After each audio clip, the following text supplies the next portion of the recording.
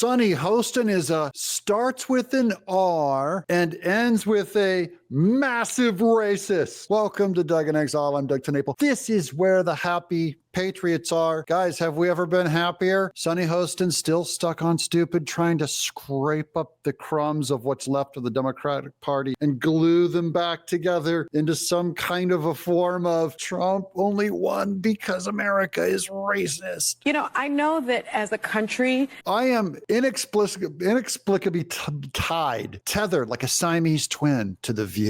Every time I look for a good video to do, nothing provides better commentary than what rolls around in Sunny Hostin's tiny head. And anytime she starts talking about what the entire country thinks, here comes a whole lot of wrong. And I just thought we'd celebrate that together. it's very difficult for people to believe that racism and misogyny, they're just alive and well. You wish she's keep the hope alive, Sunny. You can do your part. This is a world she wants to live in. She hopes misogyny and racism is still alive. I think that we don't want to think that about ourselves, our neighbors, our friends, but it's my lived experience tells me that it does still exist, even if your lived experience doesn't tell you that it exists. Passive aggressive. Yeah, my lived experience says you're a nut. And she goes, people don't want to look inside and face the uncomfortable truth. I want to hear Sunny Hostin confess first about how she is a misogynist and she is a racist. Until you're willing to look inside and tell me how you can blow apart your own mind and confess at what you really think. Tell me how much you hate blacks and women, and then we can come talk about mine. But whatever her lived experience is, it does not involve introspection. And, you know, the facts support that. I think we have a graph. If you look at there's a clear racial divide in who voted for Trump as opposed to who voted for Kamala Harris. This is a theory in search of evidence. Now you could show her any graph and she would say, see, it proves it, racism and sexism. You know, if you will find what you're looking for. And so we're going to go to this graph real quick. This is probably a little blurry because I screen grabbed it, but it just shows the demographic of whites. You know, 41% were for Democrats and 57% were for Republican. Sunny Hostin already sees demons in that. She goes, that's already wrong. That's wrong. And then blacks voted for Democrats. That looks like, 85%, and 13% went for Trump. But the numbers are growing. So what this doesn't show is trajectory, which is her argument. If it meant something 5 years ago, it means much less than that now, to a tune of almost double the number of minorities going to Trump. It's very clear. It's not only clear by race, but it's also clear by education.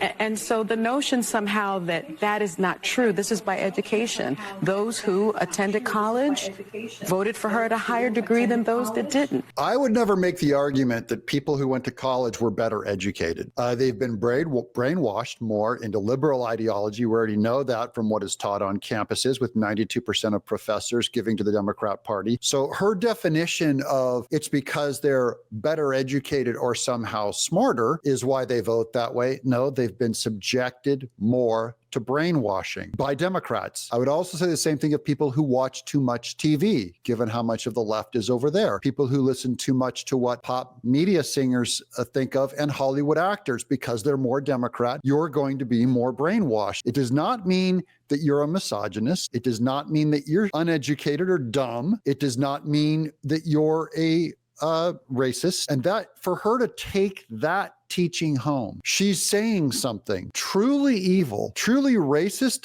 about white people, truly sexist about men. She is saying it, and really elitist about people who don't get a college education in feminist basket weaving. But I've said that. Let me just finish. Yeah, don't quit woman-splaining me, woman. Speak to the hand, because the face don't understand. She's like pushing off going, hey, I'm speaking. Don't woman-splain me on The View. And so I've said that before, and there was so much backlash because I think it's an uncomfortable, inconvenient truth about this country. I got backlash. And I love the inconvenient truth. She's quoting the Al Gore movie. It's an inconvenient truth. It's not inconvenient to me. I actually love the truth. If it really was a sign of actual racism, I would want to know. I just don't think she can fill in those gaps. You can't, because you can't explain intent. There could be a lot of reasons why blacks voted for Kamala Harris. Could be they just like following instructions from their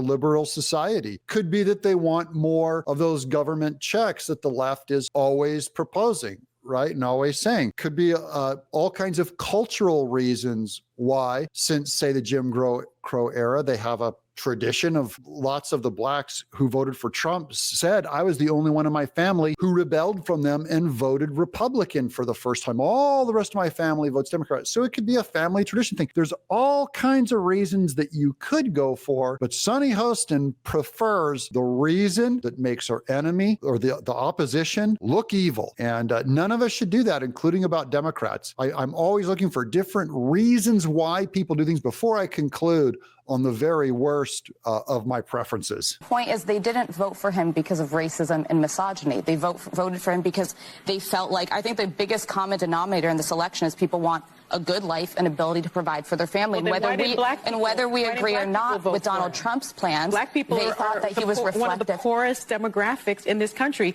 but they voted for Kamala Harris. But there was a split, and more of them voted for Donald Trump than had historically. Now, Lisa Farrah Griffin is trying to bring some logic into it, and Sunny's not going to have any of it. And Sunny has a very interesting argument. She goes, if blacks want a better life, why did more of them vote for Kamala Harris? Well, people can disagree on what they think is a better life. They also could have believed, Kamala Harris spent $2 billion on media and Trump only spent $500 million on media. So maybe they just heard her message more purely because of money. So you can't just automatically go to impugning someone's character just because you prefer it. And I think what she's doing here should be really gross to an entire audience.